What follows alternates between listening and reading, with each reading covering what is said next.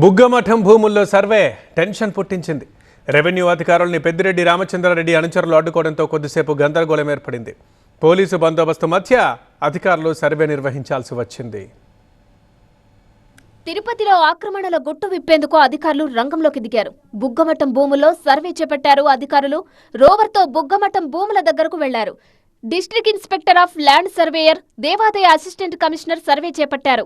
బుగ్గమఠానికి చెందిన 14.49 ఎకరాల భూముల్లో సర్వే నిర్వహించారు. సర్వే కోసం వచ్చిన అధికారులను వైసీపీ నేత మాజీ మంత్రి పెద్దిరెడ్డి రామచంద్రారెడ్డి అనుచరులు అడ్డుకున్నారు.